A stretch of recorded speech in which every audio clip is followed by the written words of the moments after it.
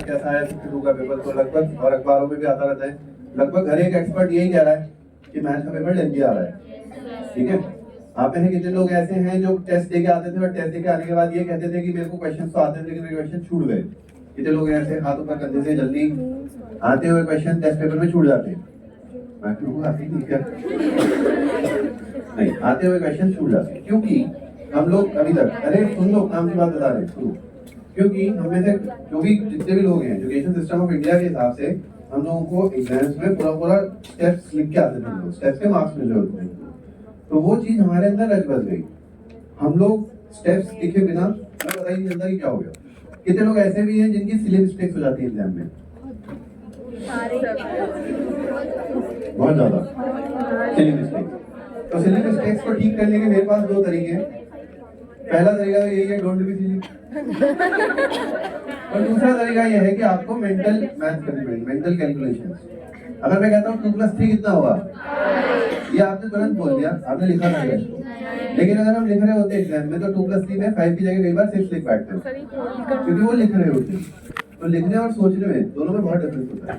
यहाँ मैंने कुछ लिखा ही नहीं, यहाँ मैं डायरेक्टली लिखा, मतलब सोच के और वहाँ पे छापा था। मैंने 5 स्टेप्स की क्वेश्चन सॉल्व कर दिया क्योंकि मेरे दिमाग में इसके फैक्टर्स बन गए थे। मैंने मिडिल टर्म स्प्लिट करता तो हो सकता है प्लस का माइनस कर देता।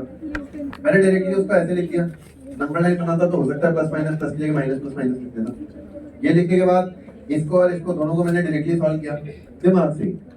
तो मेंटल कैलकुलेशन जब कर रहे होते तो वो फास्ट होती है और उसके अंदर कैलकुलेशन मिस्टेक होने के चांसेस बहुत कम होते हैं। तो ये चीज अपने अंदर डेवलप करनी पड़ेगी हमको। स्टार्टिंग में थोड़ा सा रेजिस्टेंस आएगा, मैं आज से कह रहा हूँ आपको आज से जाके ये करना स्टार्ट करो।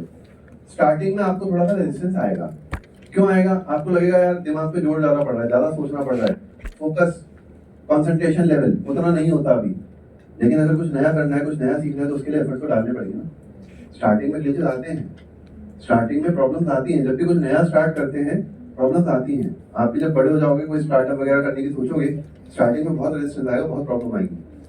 लेकिन एक बार जब मोमेंटम बन जाता है तो यही चीज अच्छी लगने लगती है और इसी के हिसाब से हम काम करने लगते हैं। तो थोड़ा सा अपने को इस चीज पर पुश करना है कि हमें कम स्टेप्स लिख के थोड़ी सी कैलकुलेशन मेंटल करके करनी है। वहां हो जाएगा? ट्राई करेंगे आज से, पक्का? कॉपी में लिख लो आगे की तरफ, आज से मेंटल मैथ चालू करनी है। मेंटल मतलब कैलकुलेशन थोड़ी फास्ट करने के लिए स्टेप्स को हवा में करना पड़ेगा। ठीक है, ठीक है। हेलो, वापस एक बार। तो क्वेश्चन नंबर 2 हो गया। क्वेश्चन नंबर 3 मेरे को नहीं आता, कल क्लास का इलस्ट्रेशन दे दो। ठीक है, क्वेश्चन नंबर 4 नहीं आता, क्वेश्चन नंबर 5 पूछना होगा। क्वेश्चन नंबर 5 पर आ जाओ। 5 पे देखो, अपॉन में अंडर रूट में पड़ा है समान। ठीक है, अपॉन में और अंडर रूट में अगर समान पड़ा रहता है तो क्या लिखेंगे? बॉक्स, ये साइन को भी जानना, लेस देन 6 नहीं, फिर मॉड 6 होना चाहिए ना यहाँ पे। ये का बॉक्स का मॉड सर ग्रेटर देन 0, यही है क्या सर? वहाँ पे वो आर्या जी क्या हुआ? ग्रेटर देन 6, लेस देन 6 है वो कैसे? सुनो, ये बॉक्स एक्स के लिए नंबर लाइन बना रहा हूँ मैं, या चलो वो भी छोड़ो। अगर अपने पास इक्वालिटी रहती है t² - 17t + 66 greater than equal to 0, तो क्या करते हो इसको? t - 11 t - 6 नंबर लाइन आती है 6 11 plus minus plus alternate greater than equal to 0, मतलब आधे इधर जाओ आधे उधर जाओ और क्लोज कर देते थे। वही तो लिखा है।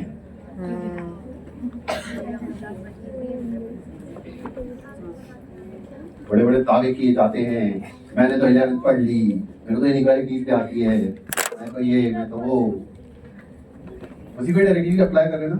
हो गया, चलो आ जाओ वापस। ये कर रहे थे।